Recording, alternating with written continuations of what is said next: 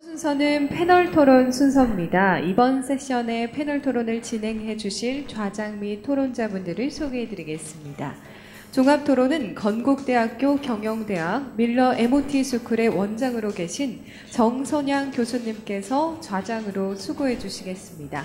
델타텍 코리아의 이승호 대표님과 인텔렉츄얼 디스커버리의 김광준 대표님께서 토론에 참여해 주시겠고요.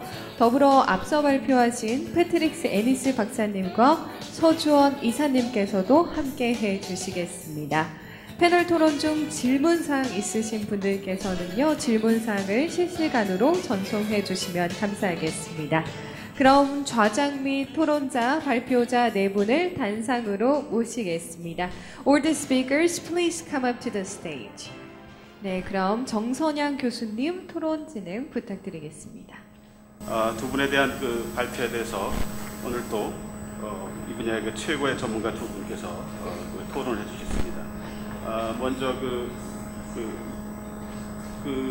이승호 대표님하고 김광준 대표 두 분이 우리 토론을 해주시는데, 아무래도 지금 이 발표 내용과 두 분의 양력을 이렇게 보니까 김광준 대표님께서는 그 패트릭 애니스 선생의 그 발표를 갖다 주로 토론하시고 다른 것도 토론하실 테지만, 그리고 또 이승호 대표님께서는 독일의 슈타인바이스대단 서주원 대표님의 발표를 이렇게 토론해 주시는 게 맞지 않나 생각합니다.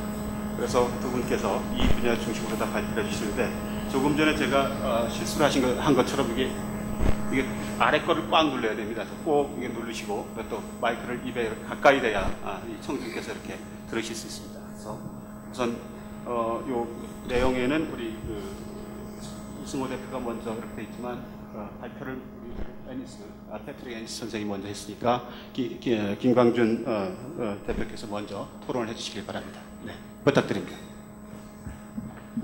네, 정 교수님 감사드립니다.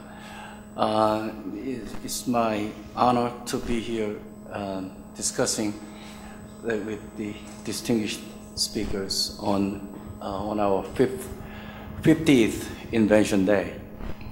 I think we are a team, Dr. Ennis. Did you hear that?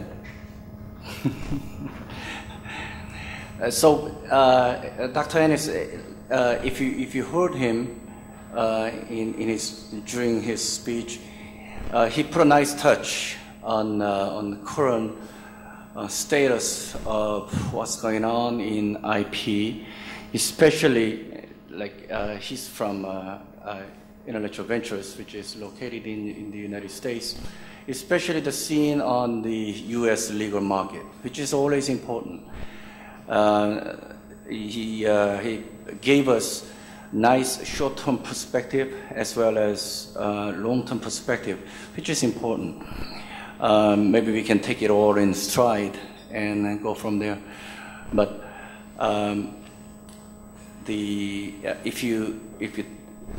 the pendulum always swings one way or the other, so that's the way it is.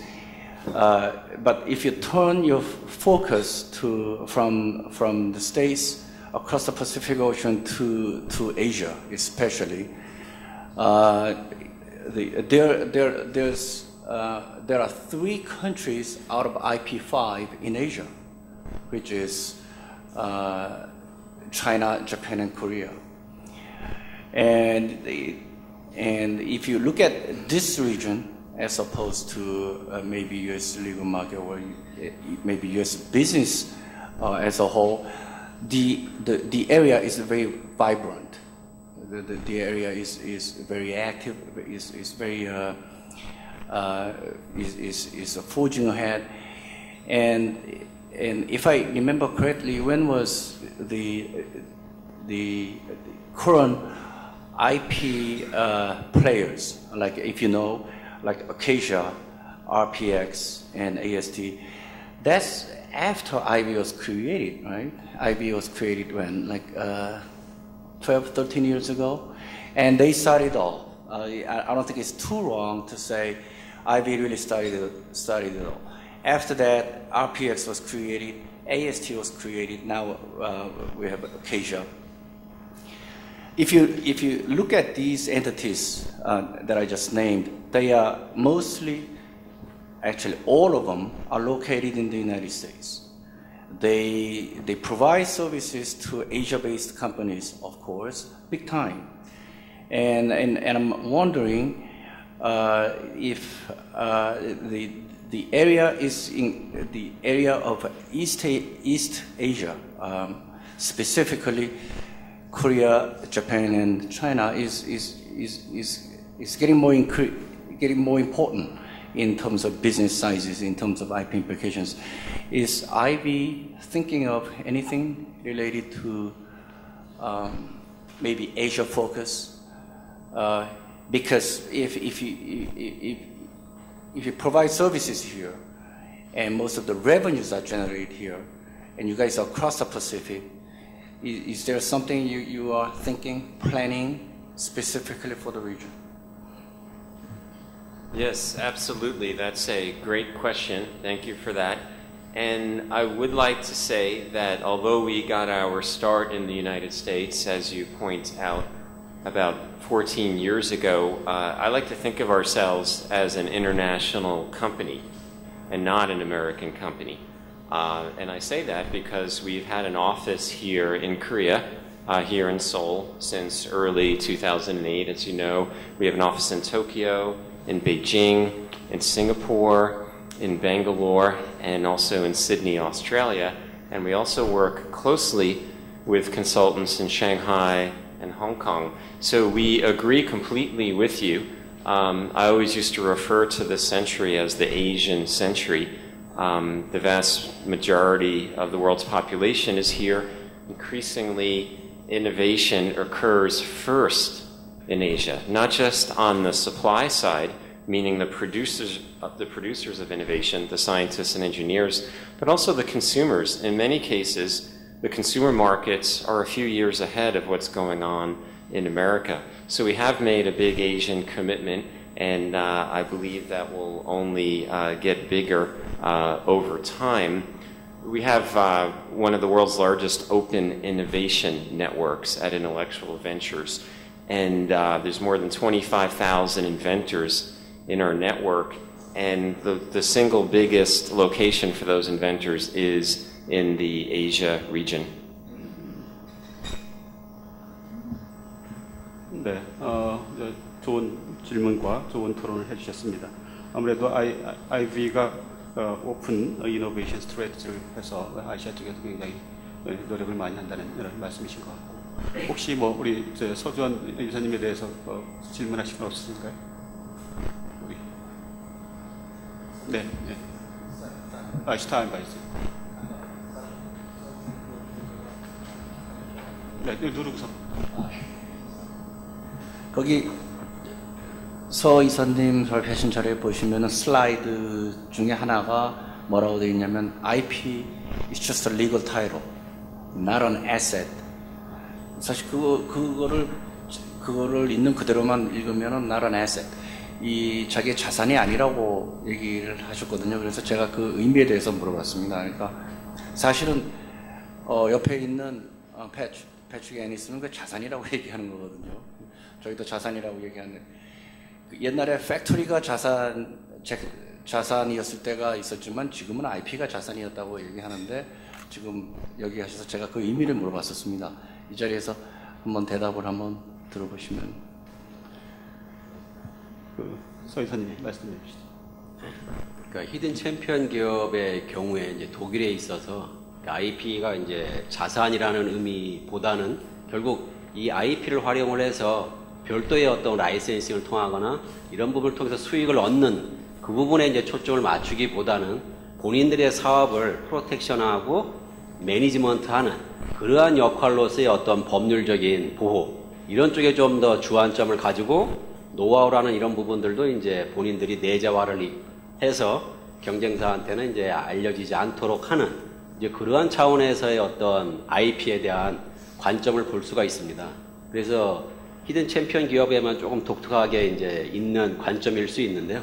결국 적극적으로 이제 IP를 가지고 돈을 버는 그런 목적의 어떤 자산으로 활용하기보다는 본인들의 사업을 이제 확장해 나가고 보호해 나가는 이러한 이제 어떤 법률적인 그러한 이제 요소가 더 강하다라는 부분을 이제 좀 차별성 있게 히든 챔피언 기업들은 이야기를 하고 있습니다. IP가 중요하지 않다고 말씀하시는 건 아니죠. 앞서 말씀드렸듯이 이제 특허 포트폴 전략을 힐튼하고 이제 브로드의 경우에도 이제 상당히 공을 들여서 본인들의 어떤 사업을 안정적으로 가져갈 수 있는 그런 부분들을 이제 생각을 하고 있기 때문에 IP에 대한 중요성은 이제 확실히 알고 있지만 그 IP를 활용을 해서 실질적으로 어떤 IP 자체만을 가지고 이제 수익화를 하는 그런 쪽에 대한 관심보다는 이제 본인들의 사업을 훨씬 더 안정적으로 혁신적으로 가져가는 그러한 데 이제 오히려 더 많은 투자를 한다고 보시면 될 것 같습니다. 지금 그 내용을 또 지금 우리 패트릭 애니스 선생은 특허가 IP가 그 자산이라고 강조를 많이 했고 지금 말씀하신 것처럼 그 다음에 서 이사님은 이제 리거 타이틀이라고 해서 해당이 또 아무래도 패트릭 애니스 선생도 거기에 대해서 의견을 한번 들어보는 게 좋을 것 같아요. 혹시 이 리거 타이틀이라고 얘기한 우리 서 선생님에 대해서 의견에 대해서 어떻게 생각하시는지? So I think the answer is it is both. It is both a legal title and an asset.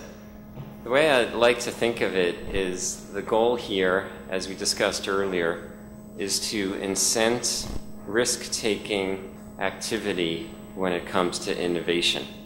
And at this point in human history, and over the last 2,000 years, we have this legal concept called the patent system.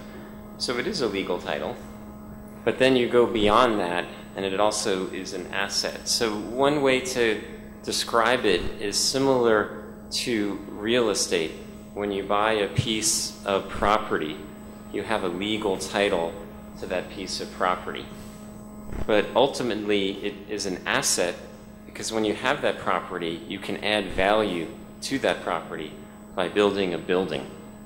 And then everyone would see that that building is truly an asset. But the asset starts with the legal title. So it's the interaction, like we discussed earlier, of a legal framework within the value-added higher level activities built upon that legal title.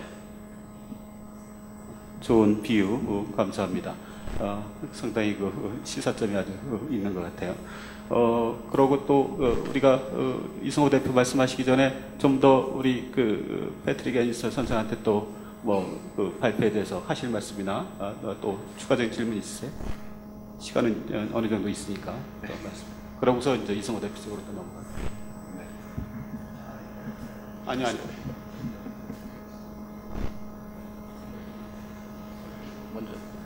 추가적으로 더 말씀하시기 시간을 좀 적게 쓰셔가지고 말씀드릴게요. 그렇습니까? 네. 그럼 죄송합니다. 하나 더 물어보겠습니다. 사실 if you look at history of IB, it started as a aggregator, something we call aggregator. You have a budget. Not a small budget, and you go out and start buying patents. Actually, you amass a large quantity of patents over a few period of years. Now, like you very well pointed out in your slide, the world is full of trash. I call it a bipolar phenomenon in IP market, like you would agree. There's just a few good patents, and rest of the patents are just garbage. And everybody's going after these few precious patents. But I also know IB, in parallel with patent acquisition program, you started to create a program that creates an idea, creates ideas, and file for patents for the ideas. And ID, my company, Intellectual Discovery, is, if not the oldest, is one of the oldest IP investment office coming out of Asia. We are faced with the similar situation, and we are also looking at various options. And do you feel like the second option, where you had engineers, scientists, and have them generate ideas and generate patents, was that a good option looking back? Also, do you think it's worthwhile going to continue with that effort? Yes, absolutely. Not only has it been worthwhile, we're absolutely going to continue. Similar to the slide I showed about half an hour ago about the links in a chain or the facets on the crystal, you have to be involved in all aspects of it. And one addition to your point, Intellectual Ventures actually started as a research laboratory and an invention effort. And then what we realized was the intellectual property markets were not mature enough and not liquid enough, not efficient enough. There was not enough money flowing back to the individual inventor. When you were an individual inventor, you had no option for your idea or for your invention or a patent other than knocking at the door of a large multinational corporation who usually didn't answer the door. So we felt that it would be important to help make a more efficient market so inventors could focus on what they do best, which is invent, and they could be compensated for their activities. And to your point, we very much find our own invention efforts, which is a combination of our laboratory in Seattle, where we have 130 PhDs working around the clock, doing everything from curing malaria to inventing the next supercomputer. And then we have an open innovation network based around the world. And we think those efforts are very complementary. And in fact, this year, Intellectual Ventures will create more new companies than most venture capitalists in Silicon Valley. So we're very much an advocate of a holistic view, kind of a universal view of invention, as we say in English, from soup to nuts. Is that true? You're creating companies that are serious business companies. You're not talking about IP companies. No, when I say companies, I mean hopefully the next multi-billion-dollar companies. So we have several startup companies that have come out of our labs that build products and raise venture capital from world-class venture capitalists. And you know, this isn't a commercial for my work, but I'd be happy to, you know, offline to talk to you about these. And they're involved in satellite communications. We have a new venture that's making better cattle feed to make cows more efficient. We're making, we're taking a waste product from the coffee industry and turning it into food. And these are independent companies. We spin them out. We're a shareholder, just the way a venture capitalist is, but these are independent companies with their own management team, and we do not have control over the company. The idea is to find the invention, develop it into a prototype, and then let a management team spin it out independently. And we think that's a great thing for the world when you can show that some inventions belong in startup companies, and then of course some inventions belong in much bigger companies which already have an existing factory or an existing sales channel.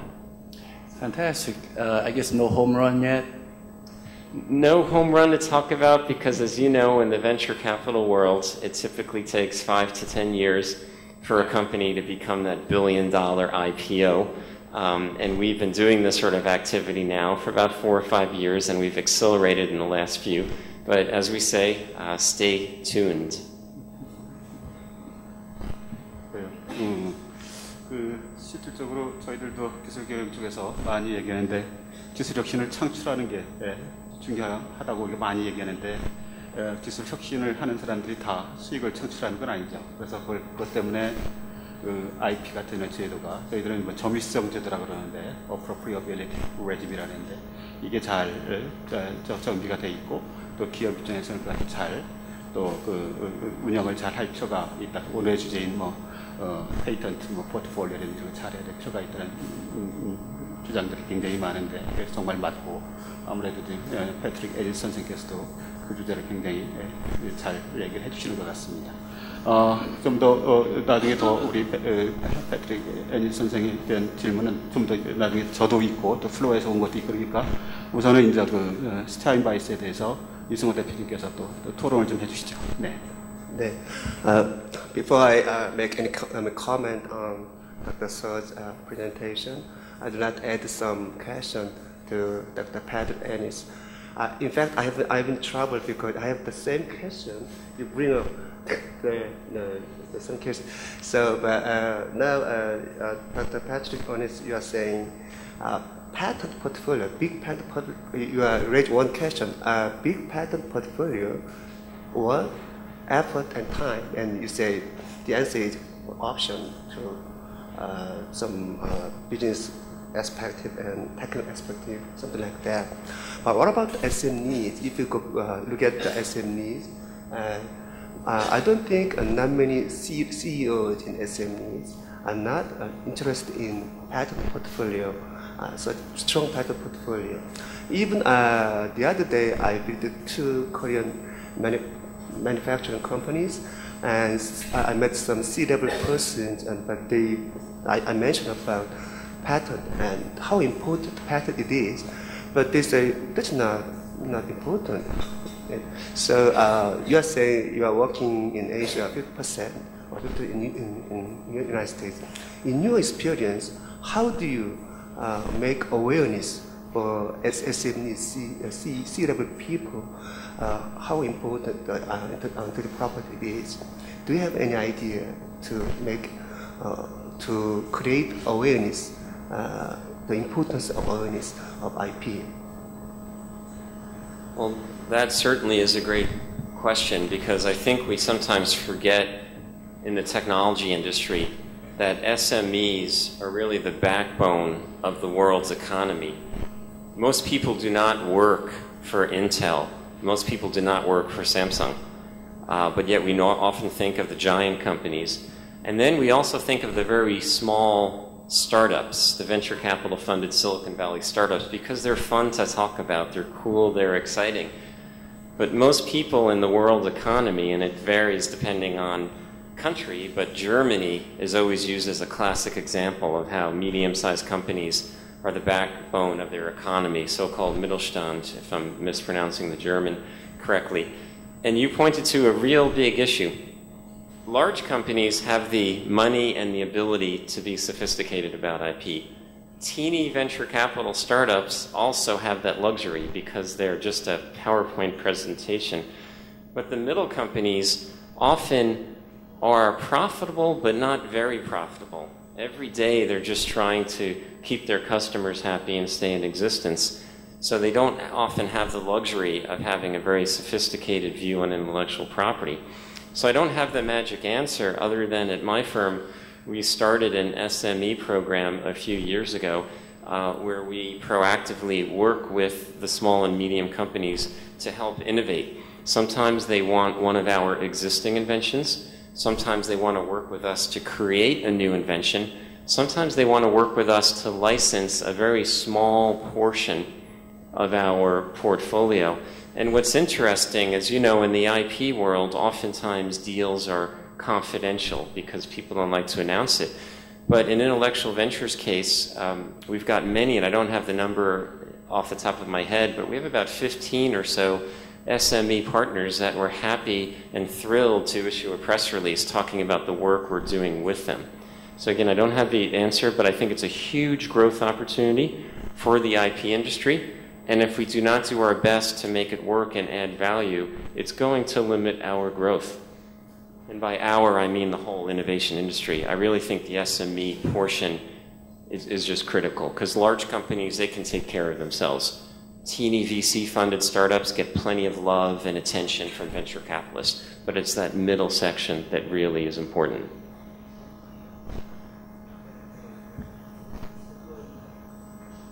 서점 박사님께서 발표하신 것에는 저는 이제 그 히든 챔피언 이제 말씀을 많이 하셨고 그 어떤 방법론으로서 보이스 말씀 많이 하셨는데요. 사실 이제 히든 챔피언은 제 생각으로는 이제 우리나라 중소기업이 다다르기에는 너무나 먼, 그러니까 파워웨이 타깃인 것 같아요, 쉽게 말하면. 그래서 이제 거기에 대해서 저는 고민했던 게 이제 이노베이션 세계에서 고민했던 게 중간 목표치 목표가 뭘까 하고 찾아보다가 이제 요즘에는 이제 그 유럽에서 나오는 용어 중 하나가 성장 챔피언, 그로스 챔피언이라는 말들이 좀 많이 나오고 있습니다.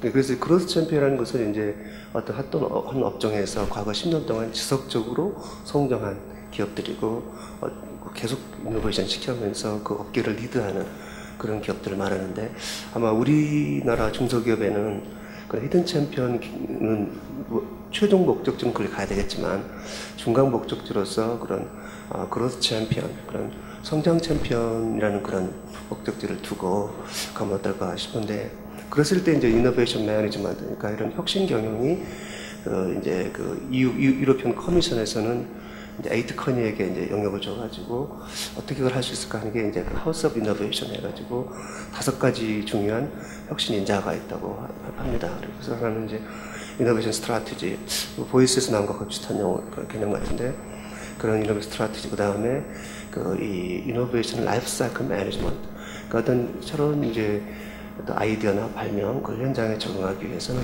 그 생애 주기를 잘 관리를 해야 된다. 그 다음에 그런 생애 주기를 잘 관리하려면 결국에서는 조직 문화가 사장님부터 말단 직원까지 공기업도 마찬가지고요. 이 개방적이어야 되고 외부로의 아이디어나 외부 기술에 대해서 계속 꾸준하게 탐색할 수 있는 그런 매우 개방적인 하고 협력적인 그러한 그 조직 문화를 갖춰야 된다. 그 다음에 이제 마지막으로 이네이블러, 어떤 조력자가 필요한데 이제 내부 관리 시스템이 잘 돼 있어야 된다는 얘기인데 제가 이제 우리 서주원 우리 이사님께 드리고 싶은 질문은 그런 개방적이고 협력적인 그런 이제 문화를 이제 우리나라에도 많이 필요해 보입니다. 지금까지 경험해봤을 때 어떤 부분에서 우리나라 이제 IP 월드, 비즈니스 월드에서 부족하고 또 그런 어떤 식으로 우리가 개방적이고 협력적으로 어떻게 해야지 그런 문화가 우리나라에 확산할 수 있을까, 그렇게 질문 드리고 싶습니다. 예, 질문 감사합니다. 저희가 이렇게 봤을 때 기본적으로 이제 다루고 있는 이제 기업들이 이제 중소 벤처 기업부터 뭐 중견 기업, 뭐 일부는 대기업도 있지만 이 중소 벤처 기업의 경우에 있어서는 이제 본인들의 어떤 IP를 가지고 이제 사업을 하는, 사실 그거를 가지고 거의 뭐 창업을 했다라고도 볼 수 있기 때문에 아직까지는 이제 어떤 오픈 이노베이션 관점에서 새로운 IP를 받아들여서 뭔가 사업을 하기보다는 본인들이 그동안에 이제 가지고 있던 경험이나 노하우, 또 일부의 어떤 특허도 있을 텐데요. 그런 걸 가지고 일단 사업을 전개하기 때문에 이 시기적으로 봤을 때는 외부에서 적극적으로 특허라든지 IP를 이제 활용할 만한 그러한 이제 문화를 갖추기는 사실상 어렵다고 이제 생각을 하고 있습니다. 이제 그러한 이제 분위기가 또는 문화가 이렇게 확산이 되는 그러한 이제 시점을 보면은 기업이 이제 어느 정도 이제 성장을 해서 사실 뭐 지금 말씀하신 이제 국내 기업의 경우에는 아마 그런 중견 기업 정도의 레벨에 올라가게 되면은 본인들의 어떤 IP를 가지고 이제 사업을 전개하면서 어느 정도 이제 시장 점유율도 가져가고 있고, 그거를 이제 뛰어넘는 새로운 어떤 신제품이라든지 신사업이 필요하거나 본인들이 가지고 있던 어떤 주력 사업 또는 제품에 대해서 대체로는 이제 대기업 쪽을 이제 많이 고객으로 가지고 있을 경우에 굉장히 그 원가에 대한 압력에 이제 시달리는 경우들을 많이 볼 수가 있는데요. 그러한 이제 원가에 대한 이제 부담을 이제 극복하기 위해서 정말 획기적인 또는 어떤 뭐 기존의 경쟁사 대비 좀 상당히 우위에 있는 그런 부분들이 이제 절실해지는 시기가 다가오게 되는데, 그렇게 되는 시점에서 이제 본인들의 어떤 역량이나 가지고 있는 것보다는 외부에서 이제 좀 더 좋은 기술이나 특허가 있지 않을까, 좀 더 나아가서는 해외에서 어떤 그런 선진 기술이나 이런 특허를 좀 가져다가 그러한 어떤 경쟁 우위에 쓸 수 있는 그런 이제 전략들이 이제 피부에 와 닿을 때 이제 그러한 것들이 이제 유효적절하게 이제 적용이 되고 있는 이제 케이스를 많이 보는데요. 이제 그러한 이제 오픈 이노베이션이라는 것도 이제 사실은 본인의 어떤 내재화된 능력이라든지 역량이 어느 정도 뒷받침이 돼야지만 그거를 받아서 이제 좀 더 시너지를 낼 수 있는 이런 부분이 나올 것 같습니다. 그래서 이 중소벤처기업의 경우에는 아직 이제 그 정도의 내부 역량이나 이런 부분들이 부족하기 때문에 문화적으로도 이제 그런 부분들을 적극적으로 가져가기에는 좀 이른 감이 있는 것 같고요. 사실 이제 그런 부분들을 정말 잘 할 수 있는 기업이다. 그러면은 뭐 최근의 경우에는 이제 IT 쪽을 예를 들면은 이제 국내의 어떤 작은 기업의 경우에도 그러한 이제 외부하고 적극적인 협력을 통해서 처음부터 어떤 글로벌 시장을 타겟팅을 하는 그러한 어떤 솔루션이라든지 서비스 이런 부분들은 아마 초기부터 외부하고의 협력 이런 부분들이 이제 상당히 도움을 이제 가져갈 수 있는데요.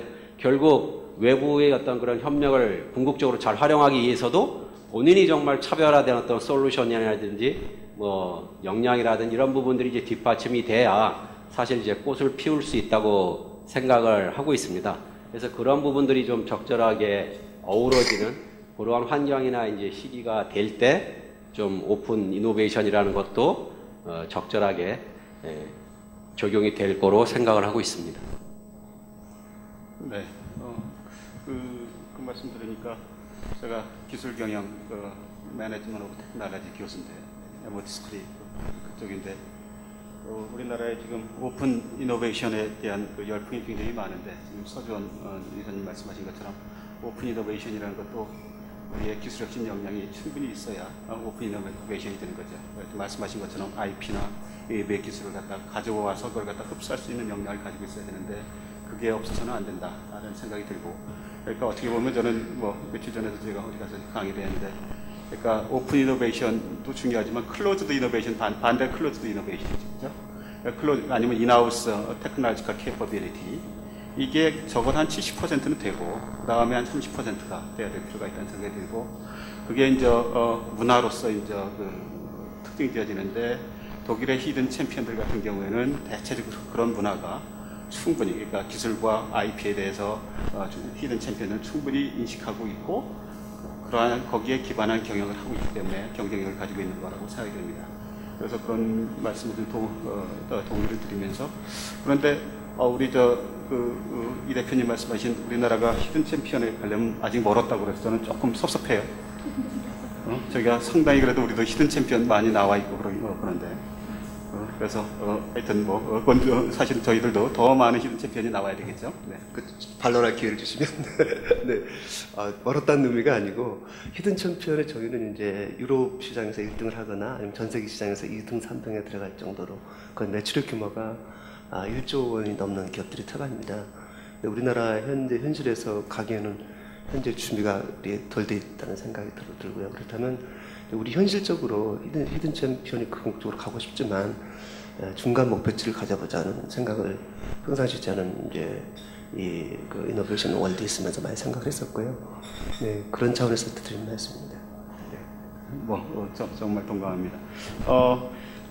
지금 제가 플로우에서 질문도 받았고, 저도 사실은 좌장이지만 저도 질문이 좀 있습니다. 저는 기술 경영을 공부하고, 그러니까 IP 경영이 저희 기술 경영의 중요한 분야이기도 하고, 그래서 우리 패트릭 애니스 선생님께도 질문이 있고, 또 제가 슈투트가르트 대학에서 공부를 했는데, 지금 슈타인바이스 재단 본부가 제가 공부한 저희 건물 바로 옆에 있었습니다. 길 건너 있었습니다. 그래가지고 제가 슈투트가르트에서 기술 경영을 공부했는데, 그래서 이 슈타인바이스에 대해서 제가 상당히 관심을 가지고 방문도 여러 번 했고 우리 한국 델리게이션도 많이 데려갔습니다. 그래서 우선 제 질문 한두 개씩 드리고 또 플로에서 올라온 질문을 드리도록 하겠습니다. 우선 아까 우리 패트릭 애니스 선생님께 말씀을 드릴 게 아까 우리 이 대표께서 조금 말씀하신 것 같아요. 우리가 특허 포트폴리오를 갖다 구축하는 게 굉장히 중요한데 이게 이제 신생 벤처 기업들, 중소중견 기업들한테는 조금 좀 어려울 수도 있다. 그러니까 조금 제너럴하게 질문해 드리고 싶은 게 기업이 이렇게 성장하는 단계, 그러니까 벤처 기업에서 중소기업 그리고 중견기업, 대기업으로 나갈 때마다 좀 우선순위가 좀 달라야 될 것 같아요. IP 경영에 있어서 거기에 대해서 우리 패트릭 선생님, 애니스 선생님께서 좀 간단히 말씀 좀 해주셨으면 좋겠습니다. It's a very difficult problem that small companies have because the companies that need intellectual property protection the most are the small companies because they need it to protect themselves against large companies. Once a large company has market power, IP is often not as important. And this is true in every country. It's not just Korea, it's also in the United States. The large multinationals have customer power, market power, and government power.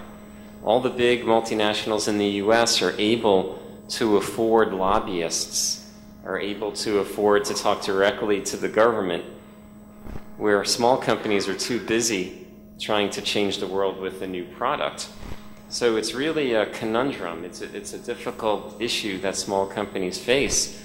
I will say what is ironic and actually quite sad is that when small companies are growing, intellectual property is so important to them, but then when they get big and they get market power, they often somehow claim that intellectual property isn't as important. Well, that's because they don't necessarily need it as much as a small company. So I just wish everyone realized that intellectual property is important at every step. So one last answer to your question. I do think that sophisticated investors, venture capitalists, and other investors that are providing cash to small technology companies are often more sophisticated about intellectual property than the entrepreneur himself. And so I think a good investor can help the small company allocate the appropriate resources to an intellectual property and patenting strategy. 네, 감사합니다. 우리 패트릭 애니 선생님께 하나 더 질문을 드리고 싶은데 그동안에 우리 뭐 삼성이나 그 애플, 뭐 구글, 오라클 이 특허 분쟁이 좀 많이 있었는데 사실은 이게 분쟁이 일어나면은 그 기업들한테 상당한 그 타격이 될 수밖에 없죠. 그래서 사실은 분쟁이 일어나기 전에 초기에 뭐 좀 협상을 잘 해야 될 필요가 있지 않는가 그런 생각이 드는데 분쟁이 가기 전에 이러한 그 협상을 갖다 잘 그 당사자들이 협상을 하기 위해서 아주 뭐 시리어스한 분쟁으로 가기 전에 협상을 하기 위해서 뭐 염두에 둘 만한 이런 사항이 있을 것 같은데 거기에 대해서 말씀 좀 해주시겠습니다. I think the most important thing to keep in mind is that patents are a legal framework, but ultimately the goal is products and revenue and customers, and to take the long view and not the short-term view. Now that can be very difficult. I used to work at AT&T and Bell Laboratories, and we had a lot of pressure on budgets to meet quarterly goals, even though AT&T was a giant corporation with a lot of cash, but at the departmental level, you had short-term pressure. But I think that people realize once you escalate or go into the courts, into a legal disagreement, things slow down, they get turned over to the lawyers, and things get very, very expensive. So if you take a more engineering and product focus with the patent supporting the value of that engineering and that product, you can get to a better agreement. But as I said before during my talk, the structure of large corporations is still not ideal. It's not perfect because the product people and the marketing and finance people are in a different organization than the IP group. And I realize why that is, but it's not ideal. So you have different decision makers. So oftentimes it has to go all the way up to the CEO of the company to resolve. And that's very inefficient. The CEO is very busy with many things. But because we have different organizations with different bosses, ultimately these decisions go through one person at the top, and that is not very efficient. 네, 감사합니다. 분쟁이 안 가는 게 더 좋을 것 같습니다. 그리고 우리 서주원 이사님께 질문을 또 하나 드릴게요. 우리가 슈타인바이스가 워낙 세계적으로 유명한데 사실 시작은 그 바덴-뷰르텐베르크 주의 기술 이전을 위해서, 기술 확산을 위해서 이렇게 만들어진 조직이 전국적인 조직이 되고 전 세계적인 조직이 됐습니다. 그래서 이제 한국에서도 그 슈타인바이스를 갖다가 벤치마킹 하려는 노력을 지난 30년간 해왔죠. 근데 이게 그렇게 쉽지는 않은 것 같아요. 그래서 슈타인바이스 모델을 갖다 한국에 어떻게 적용할 수 있을까요? 사실 뭐 제가 봐도 이제 슈타인바이스가 뭐 길게는 이제 40년, 짧게는 뭐 한 15년 정도의 괄목하는 이제 성장을 했다고 볼 수가 있는데요. 이제 그렇게 한 1000여 개의 센터를 가질 정도의 네트워크를 이제 전 세계적으로 할 수 있었다는 것은 뭐 상당히 좀 경이적인 뭐 일인 것 같습니다. 그리고 다양한 분야의 어떤 일을 하고 있고, 이제 한국의 경우에 이제 저희가 슈타인바이스랑 한 4년 정도 이렇게 일을 하면서 사실은 이제 작년에 한국 센터까지 이제 만들어진 이제 첫 단추를 깨게 됐는데요.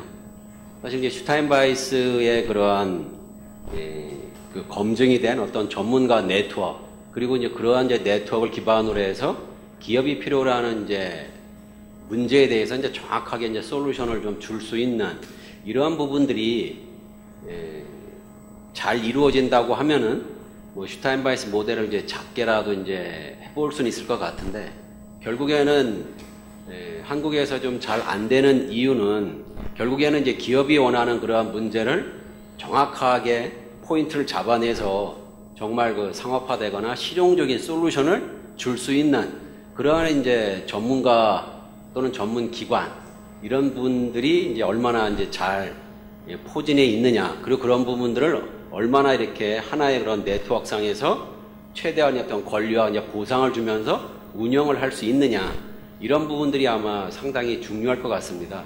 근데 그런 거를 이제 한국의 경우에는 어느 한 개인이 이렇게 기업이 나서가지고 이제 그런 거를 이제 만들어가는 거는 사실 좀 쉽지는 않은 것 같고요. 물론 이제 잘 알다시피 슈타인바이스도 이제 비영리 기관으로 출범을 했다가 이제 영리화되면서 이제 급속하게 발전이 됐는데, 한국의 경우에는 특히나 거의 정부 어떤 지원 정책에 의해서 또는 어떤 정부의 기관이 그러한 역할을 하는 거를 이제 뭐 나설 수도 있다고 저는 생각을 하고요. 그러한 것이 이제 어떤 일정 부분 이제 스타트가 잘 될 때까지는 그런 이제 공공 사이드의 어떤 지원을 받으면서 뭐 이루어지다가 그런 부분들이 이제 잘 됐을 경우에 이제 뭐 민영화를 가는 뭐 이러한 모델도 이제 생각해 볼 수 있는데요. 이제 한국의 그런 마인드는 약간 그렇다고 너무 이제 공공 마인드로 이런 거를 운영하다 보면은 결국에는 이제 수익화라는 관점에서 자연스럽게 이제 성장을 해야 되는 부분이 이제 여러 가지 이제 공공이 너무 강하게 이제 계속 주도를 하다 보면은 그런 부분에서 어떤 성장이나 확산에 제약이 걸리는 것 같습니다. 그래서 처음 백업은 어떤 이런 공공 사이드에 힘을 이제 빌려서 이제 성장을 하지만 궁극적인 논리는 이제 그런 수익을 기반으로 하는 뭐 영리 목적의 어떤 이런 부분들이 이제 충분히 잘 될 수 있는 그러한 이제 전환기를 잘 맞아야지만 이제 그렇게 성장을 할 수 있다고 보는데요. 저희 생각에는 이제 한국센터의 욕심은 이제 저희가 슈타인바이스의 그러한 이제 사업 모델을 한국에서 이제 조금씩 넓혀 나가면서 그러한 부분들을 좀 해볼 수 있지 않을까 해서 이제 작년에 사실은 이제 설립이 된 계획인데요. 이게 뭐 그래서 얼마나 이제 빠르게 이제 슈타인바이스의 그런 모델들을 한국에 좀 전파를 해서 해볼 수 있을까, 이런 부분은 뭐 제 자신도 아직은 뭐 크게 좀 자신은 없지만 조그맣게 시작을 하면서 한번 꾸준히 하다 보면은 말씀하신 대로 어떤 슈타인바이스의 모델이 좀 정착화될 수 있는, 물론 이제 한국형으로 약간은 뭐 변화를 줘야 되겠지만 그런 부분들에 좀 희망을 걸고 좀 일을 하고 있습니다. 기대가 큽니다. 그 플로어에서 여러 질문들이 들어왔습니다. 그래서 플로어에서 들어온 질문을 드리겠는데, 우선 우리 패트릭 애니스 선생님께 질문을 드리는데, 그 인텔렉츄얼 벤처스가 사실은 이제 그 특허 포트폴리오를 구축하는데 이제 중요한 단계 중에 하나가 이제 그 특허의 가치를 이제 평가하는 것일 텐데요. 그래서 그 IB 인텔렉츄얼 벤처스가 특허를 매입하거나 라이센싱하고 그럴 때 특허를 그런 데 있어서 특허의 가치를 평가하는 그 고려하는 가장 중요한 요소가 무엇인가 듣고 싶습니다. So, patent valuation is one of the most important activities we can undertake, but unfortunately it's also one of the most difficult and one of the most uncertain. And that's because you're talking about a 20-year lifetime, and you're often talking about new technology and markets that don't even exist. So I teach a class on patent valuation, and even after 10 hours, you really won't understand, how it works. But I will say, one thing to think about is if you have a patent that relates to a mature technology, meaning a product that is already out in the marketplace, then that's relatively easy, because then you value that patent the way you value any other income-producing asset. And you just use what's called the net present value, or NPV. You know the cash flows and you know the timing of the cash flows. But for a new invention where there is no market, you really have to do some scenario analysis. And that means perhaps doing a Monte Carlo simulation of where you think the revenue streams will go. But even that doesn't give you the right answer, because you don't know what the royalty rates may be when the market develops. So if you have a larger patent portfolio, then the fluctuations can average out, or the differences can average out. And I will give one comparison, and then I'll shut up, because I know from experience the quickest way to put an audience to sleep is to talk for too long about patent valuation. But remember the mortgage market when you borrow money to buy a house.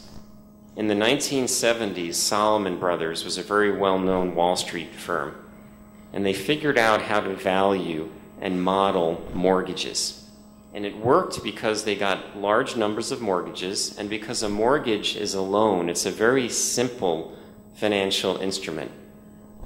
Patents are much more complex because there's many more cash flows. It may be 20 years, it may be less. Someone may invalidate your patent. The market may disappear. Your competitor may go out of business. So there's been many attempts to value patents in that manner. And as Dr. Senke will probably tell us in the next session, there's some new innovative ways that he and his firm are thinking of valuing patent portfolios, which have more to do with the inventor, more to do with the actual person that comes up with the innovation than with the actual wording in the patent itself. 네, 감사합니다. 다음은 슈타인바이스에 대해서 또 플로어에서 질문이 들어왔는데요. 슈타인바이스의 명성은 이제 익히 들었는데 독일의 슈타인바이스가 우리나라에서 이제 우리 기업을 대상으로 해서 여러 가지 일을 할 때 독일의 선진 기술을 한국에 이전, 여기에만 중점을 두는 것이 좋은 전략인지 의문이 가고요. 이와 관련해서 슈타인바이스 한국지사에서 국내 휴먼 특허를 활용하거나 대학 그리고 국내 대학과 연구소들하고 파트너십을 운영하는 게 좋을 것 같은데 그런 계획이 있으신지에 관한 질문이 있었습니다. 대답을 좀 해주시겠습니까? 네, 슈타인바이스의 테크놀 트랜스퍼라는 부분을, 기술 이전이라는 부분을 이제 정확히 좀 볼 필요가 있는데요.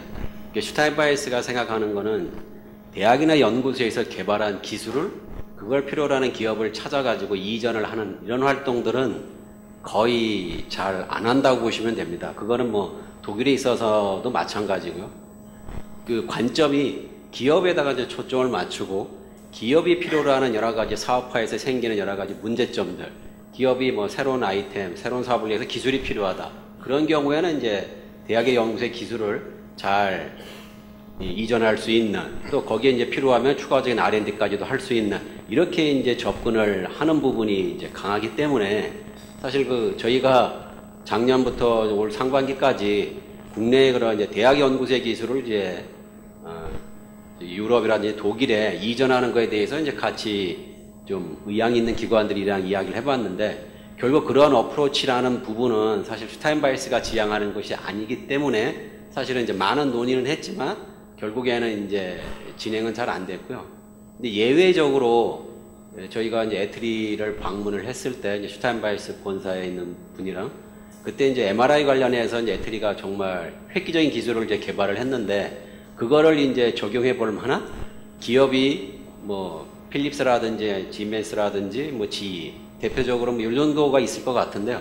그렇게 이제 특정하게 타겟팅이 된 이러한 이제 기업에 대해서 그 부분을 어떻게 이제 상용화를 한번 추진해 볼 거냐, 이런 부분들은 좀 예외적으로 해볼 수 있는 부분도 어느 정도 있는데, 저희가 한국에서 보면 보통 대학 연구소에 개발한 기술을 이제 수요자를 찾아가지고 이제 이전하는 활동을 하게 되는데, 이 경우에는 이제 사실 상당히 그 효율성도 떨어지고, 사실 그 부분이 이제 제대로 이전이 되기 위해서는 여러 가지 이제 난관도 있고, 사실 그걸 극복하기 위해서 추가적인 이제 상용화 개발이라는 게 또 필요하게 되고, 이런 부분이 있다 보니까 이 한국에서도 이제 대학 연구소의 기술을 기업한테 이전할 때 여러 가지 어려움이 있는데, 그 부분의 것을 좀 아까 말씀하신 미활용 특허나 이런 기술들을 가지고 바로 어떤 독일이나 해외 기업한테 이제 이전하는 그런 역할을 하기에는 아마 똑같이 어려움이 있을 거고요. 저희가 제시를 했던 거는 한국의 그런 R&D 사업이랑 마찬가지로 슈타인바이스의 그런 R&D 센터들이 있으니 거기를 통해서 독일이라든지 유럽 기업이 필요하는 그러한 이제 사양에 맞게끔 추가적인 개발을 하고 슈타인바이스 트랜스퍼 센터를 통해서 다시 한번 이전을 하는 이러한 루트를 통하는 것이 훨씬 더 효과적이다라는 이제 그때 뭐 제안을 했었는데요. 그런 이제 논의는 많이 이루어졌지만 궁극적으로는 아직 한국의 대학 연구소 기술을 이제 뭐 독일이나 유럽에 이전을 하는 이러한 부분들은 논의는 많이 됐지만 뭐 이루어지지는 않고요. 뭐 그런 부분들을 저희도 그러니까 한국식으로 생각하면은 이제 그런 부분들을 저희도 좀 추진해보고 싶지만 뭐 슈타인바이스 헤드쿼터의 이제까지 어떤 뭐 정책이라든지 사업에 대한 방향이라든지 앞으로의 어떤 그런 폴리시를 봤을 때 이 대학 연구소의 기술을 기업한테 이전하는 이러한 어프로치에 대해서는 뭐 아직도 이렇게 효과가 크게 없다고 보기 때문에 그렇게 좀 주도적으로 하고 있지는 않습니다. 네. 앞으로 그래도 많은 기대가 큽니다. 우리 토론자 두 분께서 좀 너무 좀 무리하시죠? 그래서 플로어에서 올라온 질문을 하나씩 드리도록 하겠습니다. 우선 김광준 대표께 질문이 들어왔는데요. 우리나라의 경우 유망 중소벤처기업의 시장 실패에 대한 그 안전장치가 미흡하다고 생각합니다. 사실 그렇죠. 저도 거기에 동의하는데. 그래서 김 대표께서는 성공 가능성은 높지만 혁신적이지 않은 기업과 혁신적이지만 성공 가능성이 낮은 기업 중에 어디에 투자하시겠습니까? 한번 고민해 주시길 바랍니다. 여기에 한번 고민해 주시길 바랍니다까지 있습니다. 네. 말씀해 주세요. 혁신 가능성이 높지만 성공 가능성이 높지만 혁신적이 않은 기업. 그리고 정반대죠. 하나는 혁신적이지만 성공 가능성이 낮은 기업 중에 김 대표님께서는 돈이 많으시니까 어디에 투자하시겠는가? 이 질문이실 것 같습니다. 저는 돈이 많지는 않지만 가능하면 혁신 가능성도 높고 성공 가능성도 높은 당연히 저희는 벤처의 성격을 갖고 있고 저희가 인텔렉츄얼 디스커버리사가 IP에 직접 투자도 하지만 간접 투자도 하고 있습니다. 저희가 그 VC, 벤처 캐피털도 가지고 있고 하기 때문에 당연히 저희는 성공 가능성이 작음에도 불구하고 혁신 가능성이 크면은 저희는 지금 관심이 있습니다. 답이 될지 모르겠지만 짧게 말씀드리면 예, 뭐 시간이 많지 않아서 그 정도로 답을 듣겠습니다. 감사합니다. 우리 또 이승호 대표님께도 질문이 하나 드리겠습니다. 대표님께서는 직접 기업을 경영하시는 입장에서 중소기업들이 지식재산 경영 관리에 가장 어려움을 느끼는 부분이 무엇이라고 생각하십니까? 여기까지가 이제 질문인데요. 제가 이제 또 추가적으로 질문을 드리면 그 해결 방안은 무엇입니까? 까지입니다. 말씀해 주십시오. 너무 어려운 질문이어가지고. 네. 일단 이제 중소기업이 이제 IP 경영을 할 때 가장 큰 어려움은 저는 이제 중소기업이 주로 이제 클라이언트 베이스가 주로 이제 중소기업이 다 많다 보니까 항상 그 고민을 저도 함께 하고 있는데 일단은 이제 우리가 오픈 이노베이션 뭐 이런 얘기 많이 하지만 제가 필드에서 느끼는 이 오픈 이노베이션 또는 IP 매니지먼트에 대한 그 인식도가 아직도 중소기업 그러니까 기술 기반 스타트업, 테크놀로지 베이스드 스타트업들은 굉장히 높고요. 하지만 우리나라에 주로 이제 먹거리 사업하고 우리나라의 기간 산업을 유지하고 있는 뭐 조선이라든가 또 내지는 무슨 뭐 자동차 이제 밑에 이제 셋업체 말고 밑으로 내려갈수록 이제 협력업체 밑으로 내려갈수록 결국은 이제 그쪽에서는 IP에 대한 인식도가 아직도 저는 높다고 생각은 않습니다. 그래서 이제 저는 이제 사실 IP 매니지먼트, IP를 창출, 보호, 활용 그런 관점보다는 저는 이제 이노베이션이라는 그런 관점으로 좀 시각을 바꾼 지가 몇 년 됐는데요. 저는 개인적으로 과연 혁신이 과연 무슨 의미일까? 그거를 대해서 저는 사실 저 개인적으로 3년을 고민했습니다. 3년이라니까 여러분들은 그냥 너무 과장이라 생각할지 모르시지만 제가 학교에서 배운 혁신의 개념은 가죽을 벗기는 듯한 정도로 커다란 변화, 변신 이런 것들을 제가 학교 다닐 때 이노베이션이라고 배웠습니다. 하지만 지금 이제 21세기에서는 그런 뜻이 아니었고 non idea, invention, which must be applied commercially. 그러니까 상업적으로도 and then successfully, which must be applied successfully. 성공해야 된다. 그럴 때 그것이 바로 혁신이라고 정의를 내리고 있습니다. 5세대 R&D에서는. 그래서 이제 과연 우리가 이제 발명이나 특허나 또는 비즈니스 모델 그런 것들을 그냥 혁신이라고 함부로 부르지 말자. 그것이 현장에 반드시 적용을 해서 성공했을 때 그때를 혁신이라고 부르고 그 전 단계는 그냥 발명, 아이디어, 특허라고 부르자라고 요즘 저 혼자서 막 떠들고 다니고 있는데요. 그래서 이제 제가 이제 이런 자리에서 드리고 싶은 말씀은 뭐냐면 그런 혁신에 대한 진정한 어떤 의미를 다시 한번 재정의를 내리고 그 정의를 가지고 우리 중소기업들이 특히 뭐 요즘에 저성장의 덫에 많이 우리나라 제조업들이 많이 들어있지 않습니까? 그렇다면 제조업체분들, 사장님들 또는 경영층에서 이 과거의 혁신 개념이 아닌 이 성장을 위한 혁신, 현장에서 반드시 적용해서 성공하는 그런 발명, IP 그러한 데 대한 이 인식을 빨리 제고해야 될 필요가 있겠다. 그러면 이제 그렇게 되면 당연히 이제 그쪽 전문가들을 더 채용을 하게 될 것이고 또 그 전문가들이 그 기업에 채용하게 되면 역시 이제 IP 매니지먼트도 역시 좀 더 선순환의 구조로 잘 되지 않을까 이렇게 생각하고 있습니다. 네, 감사합니다. 좀 브로드하게 대답을 해주셨는데 혁신은 돈 냄새가 좀 나야죠, 그죠? 그래서 저는 사실 아까 어렵다고 그러시는데 제가 혁신 경영을, 기술 경영을 평생을 했는데 진짜 평생 공부하고 연구하고 그랬는데 진짜 어렵더라고요. 지금도 그렇게 잘 모르고 있는데 그래서 더 계속 공부하고 매 토요일마다 제 수업이나 이런 거 말고 또 세미나도 우리 제 학생들하고 하는데 여전히 어렵습니다. 그래서 저희들이 이제 수업에서 강의실에 제가 얘기할 때는 이노베이션 equal invention plus appropriation. 그래서 그러니까 invention 플러스 돈 이렇게 이제 저도 정의를 이렇게 내리고 있습니다.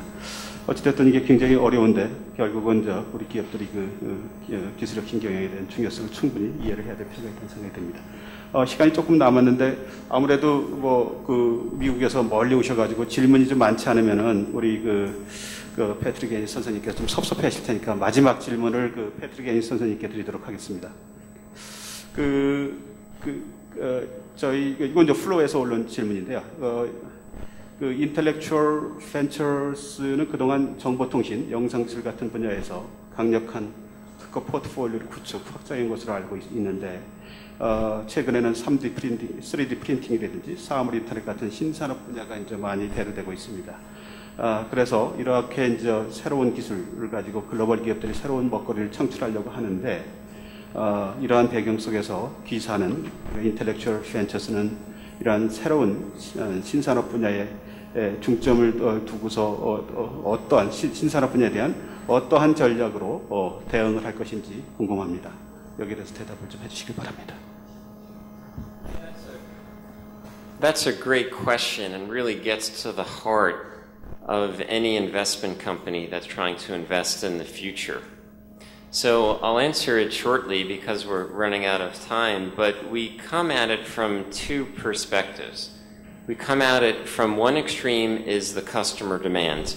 You have to go out there in the market and talk to customers around the world and ask them what they want and when they want it and how they want it. But you don't only want to listen to customers because customers often know what they want, but they don't really know what they need especially long term. So we talk to customers. But then, at the other end of the spectrum, we spend a lot of time in universities and in laboratories talking to scientists and inventors and innovators who may know nothing about business. And in fact, they may know nothing about product or finance. But they're the ones that are coming up with the next big breakthrough. So many years ago, when the concept of 3D printers came along, there wasn't a customer or business person in the world that thought they would want that or even need it because they didn't know it existed. It was PhDs in laboratories that were playing around to come up with the early prototypes of 3D printers. So my advice is you really need to talk to everyone at every step in the value chain before you make your investment decisions. 네, 감사합니다. 오늘 정말 중요한 주제를 가지고 저희들이 이번 세션을 진행했는데, 대체적으로 제가 기술 경영을 공부하면서 저도 이제 많이 배우면서 요약을 한다면은 IP가 기술 경영 아니면 혁신 경영에 굉장히 중요한 주제 중에 하나이다. 그런데 여기 또 질문이 들어왔는데 시간이 지금 없어서 이거는 좀 제가 나중에 개인적으로 이렇게 질문 주셨으면 좋겠고, 지금 시간이 안 돼 57초 남았습니다. 꼭 질문을 받을까요? 잠깐만요. 제가 또 해석을 해야 돼서. 얘는 너무 좀 끌어다니고. 요거는 저희들 시간도 그렇고 직접 이렇게 질문해 주셨으면 좋을 것 같은 생각이 듭니다. 죄송스럽게도 저희들 시간이 그래서 그래서 좀 마무리를 하고요. 지금 이제 질문지를 주신 분께는 이제 송구하게 생각합니다. 그래서 하여튼 IP가 기술 경영에 굉장히 중요한 주제이고 기술 혁신 경영에 굉장히 중요한 주제라서 좀 더 우리가 IP 그리고 기술 그리고 혁신에 대해서 좀 더 아까 사례도 그런 것들이 많이 나왔는데 좀 더 포괄적이고 좀 체계적인 접근 방법이 필요하지 않을까. 그래서 이러한 체계적이고 포괄적인 접근 방법을 통해서 IP를 통해서 지식 재산을 통해서 우리가 가치를 창출하고 기업의 경쟁 우위도 높이고 국가의 경제 우위도 높여질 거라고 생각합니다. 그런 면에서 볼 때 오늘 이번 저희 세션이 굉장히 그러한 그 목적에 굉장히 중요한 기여를 할 수 있을 거라고 생각이 됩니다. 그래서 정말로 저는 뜻깊은 세션이 아니었나 생각하고요. 그런 의미에서 다시 한번 제가 이번 발표해 주신 패트릭 에인 선생님 그리고 소주환 이사님 감사드리고 또 우리 토론해 주신 이승호 대표님 또 김광준 대표님 너무너무 감사드립니다. 그리고 무엇보다도 정말 제가 여러 가지 이런 컨퍼런스나 이런 걸 조직해보고 포럼을 조직해봐도 오후에 이렇게 많이 이렇게 자리를 착석해 주신 세션은 그런 컨퍼런스 아마 처음인 것 같아요. 너무 정말 이렇게 바쁘신 가운데 이렇게 경청을 해주시고 또 정말 제가 다 소화를 못했는데요. 질문도 많이 해주시고 그런 우리 청중에 계신 플로어에 계신 여러분들께 정말 깊은 감사를 드립니다. 이것으로 저희 세션을 마치도록 하겠습니다. 오늘 좋은 말씀 나눠주신 연사분들 및 자장분들께 다시 한번 감사의 말씀 드립니다. 이상으로 두 번째 세션 마무리 짓도록 하겠습니다.